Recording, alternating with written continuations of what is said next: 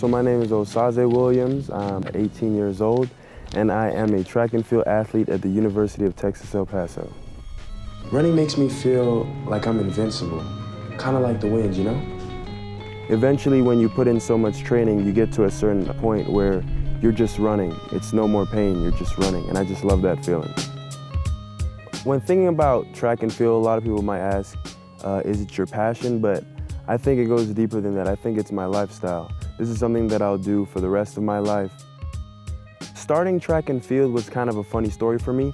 My dad was a horse racing trainer, and as a young kid, I always wanted to be a horse, you know. So my mom decided that he's running up and down the house so much that we should try and get him in sports, and track and field was just the first one and the only one that I wanted to do.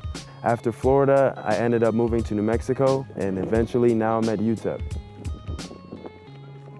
When thinking about track and field and how it has changed me personally, I think about people that I've met over the years.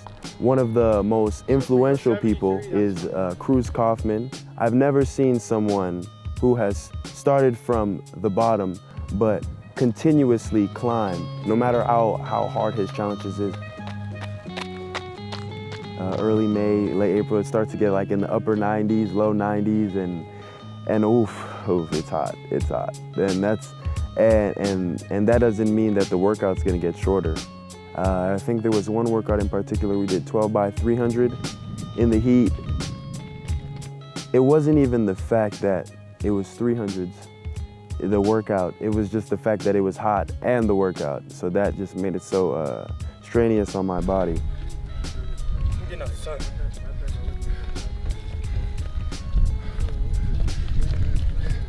8 more. When it comes to running track, the mental aspect is probably one of the most, if not the most important thing.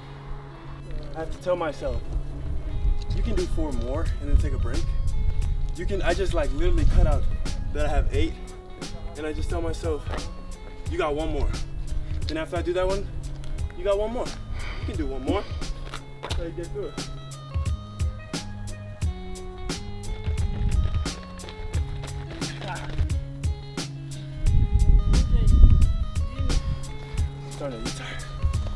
You're gonna have to make sacrifices. That is one big thing. Sometimes you might feel like you don't wanna run, but if you wanna compete at that level, you have to.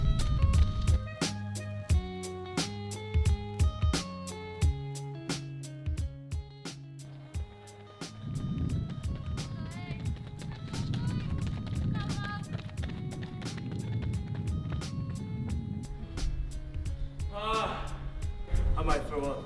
24, 40. Mentals is crucial in being able to push through when your physicals can't handle it anymore. It's crazy. 12 400s, and then Monday we had 12 200s, which is 3 miles. If you really want to be a successful athlete, you have to think of running mentally as this is live or die. And that's what I've realized in terms of training, that you have to push yourself sometimes to the point where you can pass out.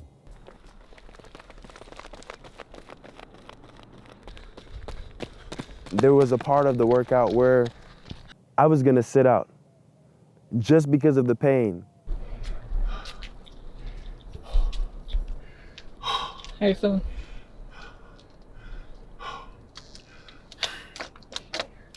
Is it worth it? All this is gonna pay off. I don't even know if I could do the 200s. Maybe we'll do it. I can't walk right now. Yes, you can.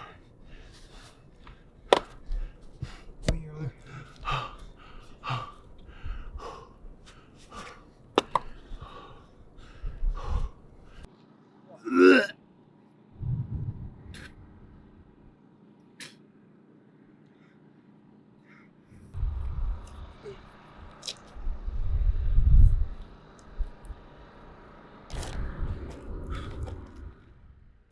But for some reason, my brain just said, come on, just 2 more, just get up. And I ran it, and I ran them fast.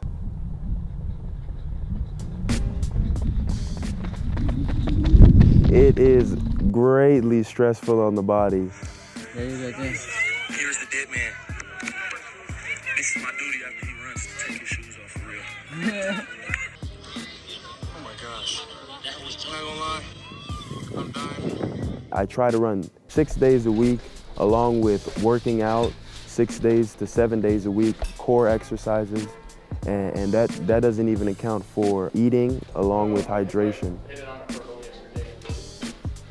So my main race is the 800. My coach always tells me, don't rush, everybody can run 400 meters. It's when you get to 600 meters and half a lap left is when the real race begins. Looks like Osaze Williams of UTEP, your early leader, 55:01 to 400, followed by Foster of Grand Canyon and Human of Northern Arizona. Down the back straight they go. Osaze Williams continues to lead. Looks like we've got a challenge on the outside. So usually in the 800, a lot of people may think that, oh, he's going faster. But 9 times out of 10, it's usually who can keep their pace the longest.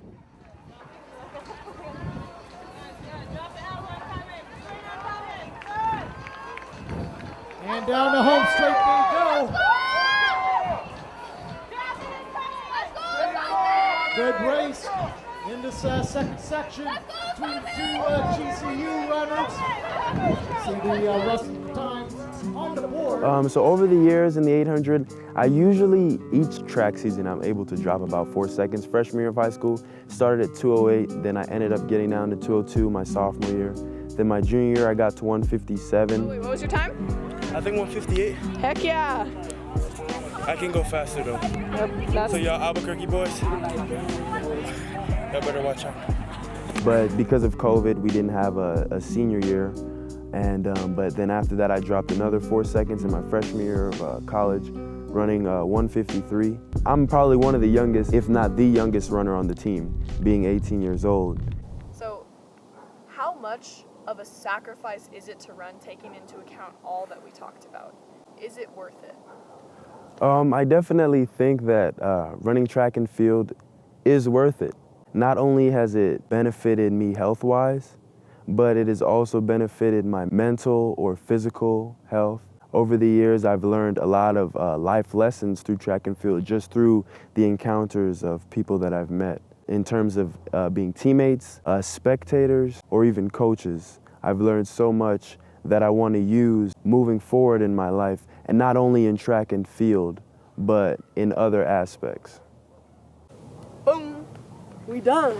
Okay.